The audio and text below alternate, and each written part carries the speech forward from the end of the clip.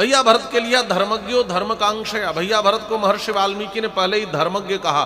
धर्मज्ञ शब्द का शाब्दिक अर्थ होता है धर्म का ज्ञाता, जो धर्म को सही रूप में जानता है उसे धर्मज्ञ कहते हैं।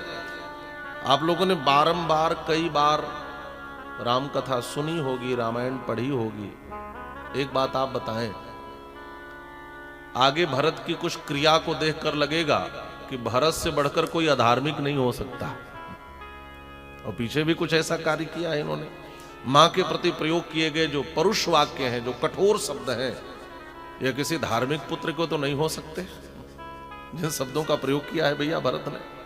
और आगे भी ऐसे सामान्य रूप से मैं आपसे पूछूं, सामान्य धर्म है कि पिता की आज्ञा का पालन करना, ये धर्म है कि अधर्म है? धर्म है। मां की आज्ञा का पालन करना धर्म है, गुरु की आज्ञा का पालन करना धर्म है। अच्छा, आप लोगों ने कथा पढ़ी सुनी होगी, क्या भैया भरत ने मां की आज्ञा का पालन किया? क्या गुरु की बात मानी?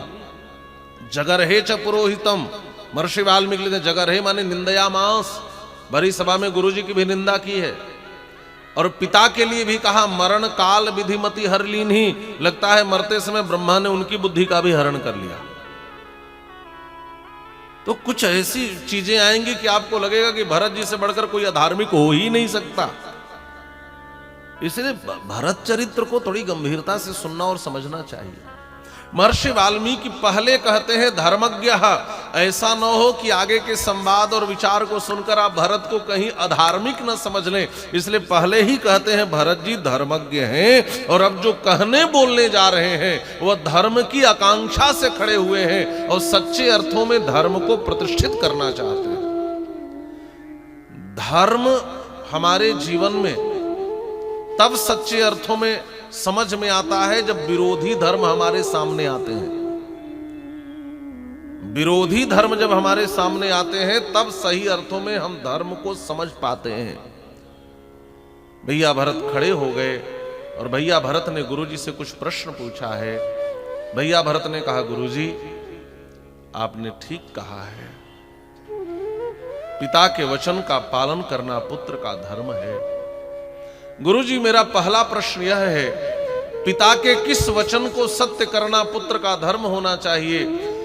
जो भरी सभा में बैठकर संपूर्ण अयोध्या वासियों को वचन दिया, स्वपुष्येण जित क्रोधम यौ राज्येन चानघम, मैं कल प्रातः काल के पुष्य नक्षत्र में तुम्हारे प्रिय सर्वप्रिय राम को राजा बनाऊंगा, यह वचन उन्होंने पूरी प्रजाओं को दिया था।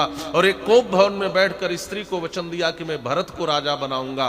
पिता के किस वचन को सत्य करना पुत्र का धर्म होना चाहिए? ये पहला प्रश्न है श्री भरत का। गुरुजी दूसरा प्रश्न मेरा यह है, वरदान का क्रम क्या है? पहला वरदान क्या मांगा था माने?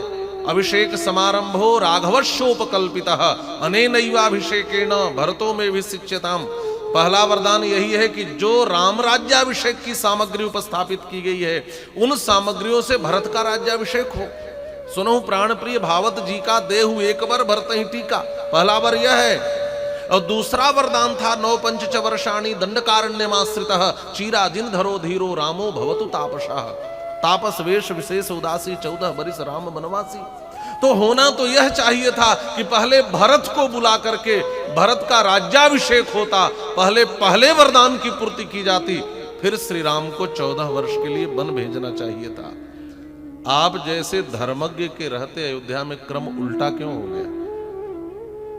ये भरत का दूसरा प्रश्न है। गुरुजी तीसरा प्रश्न यह है, कोई धर्म का पालन करे तो उसका परिणाम क्या मिलना चाहिए? दुख, विरह, पीड़ा, वेदना या सुख, आनंद, खुशियां, प्रसन्नता? आप कहते हो भरत तुम्हारा राज्य सिंहासन ग्रहण करना धर्म है, और मैं आपसे पूछ रहा हूं गुरुजी, अभी भरत ने सिंहासन ग्रहण नहीं किया, केवल प्रस्ताव है। यदि यह धर्म होता तो इसका परिणाम सुखद होता, इसका परिणाम दुखद नहीं होता। आप कहते हो यह धर्म है, तो जो धर्म श्री राघव भैया को 14 वर्ष वन में दुख पाने के लिए भेज दे, क्या वह धर्म हो सकता है? जो धर्म संपूर्ण अयोध्या वासियों के जीवन में दुख का सृजन कर दे, गुरुजी क्या वह धर्म हो सकता है? जो धर्म मेरे पिता को मृत्यु दे दे, क्या वह धर्म हो सकता है? और जो धर्म मेरी माताओं को विधवा बना दे, क्या वह धर्म हो सकता है?